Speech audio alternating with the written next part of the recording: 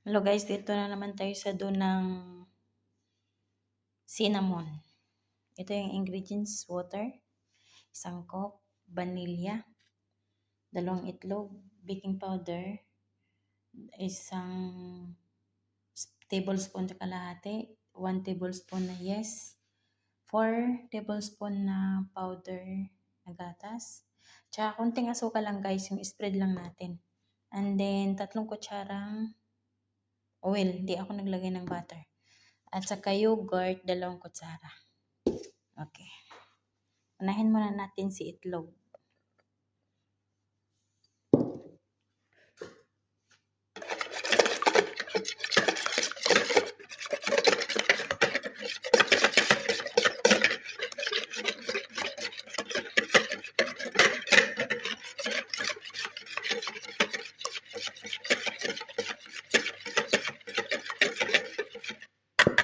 Next si itlog, yung yogurt na 2 kutsara.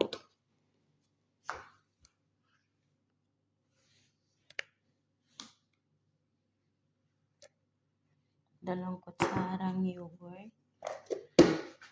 Mix nila natin.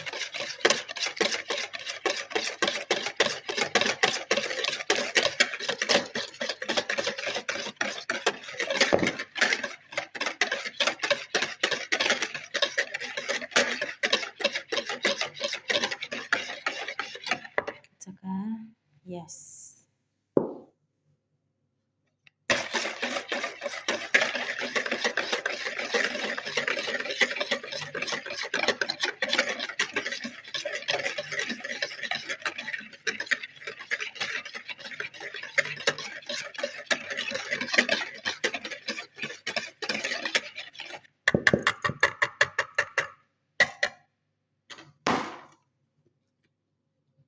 Baking powder, milk,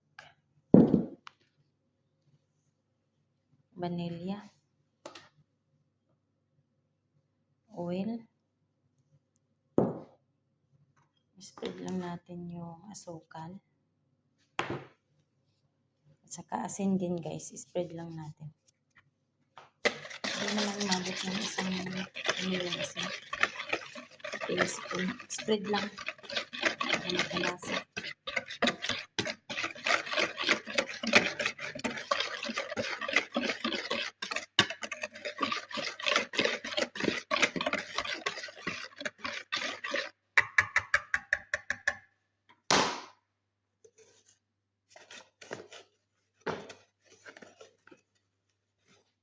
Dalawang cup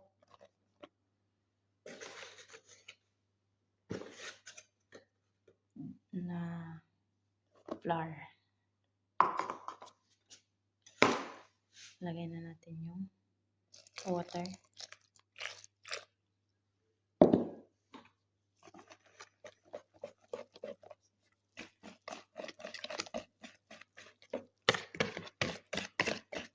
Yung ano guys, yung harina, pwede nyo dagdagan pag sobrang basa. Basahin pa kasi muna. Okay, ito na yung ating first dough. Okay, ito na yung ating dough guys. Namasa ko na maigi, mahirap magmasa kasi na ayan. Lagyan natin ng takip. Tapos hayaan lang natin na siya, tutubo. Okay guys.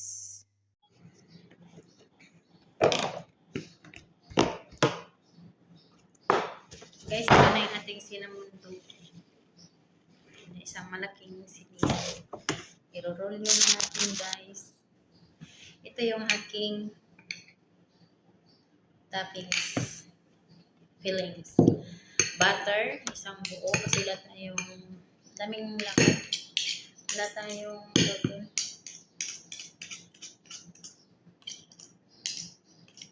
Star margarine guys. Butter, isang buo. Yung melted na siya. Tapos, 4 na kutsarang sugar. Puti or brown ang ilagay nyo guys. Wala kasi akong brown kaya puti ang nilagay ko. Tapos, mimix na natin. Tsaka 3 kutsarang cinnamon powder. I-mix natin guys. Tapos ilalagay na natin dito.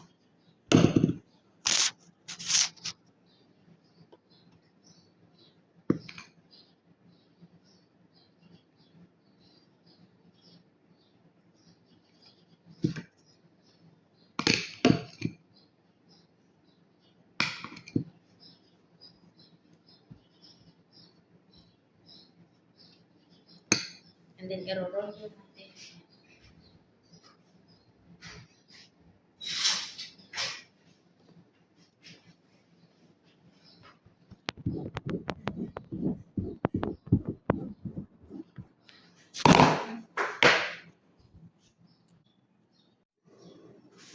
Ito na yung ating cinnamon.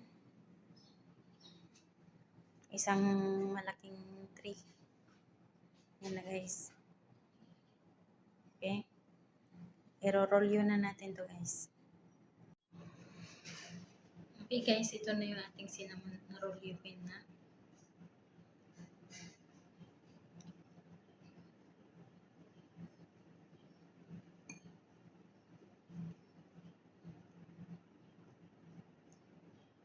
Tapos marol yun ito mamaya guys.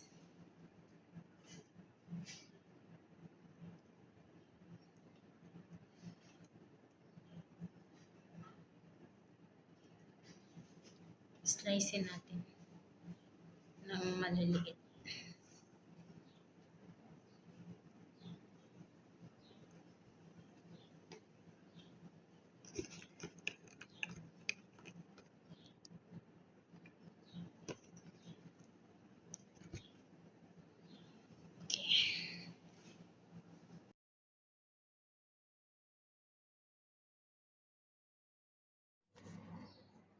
Oh guys, ito na yung ating cinnamon mix na cinnamon na tinapay.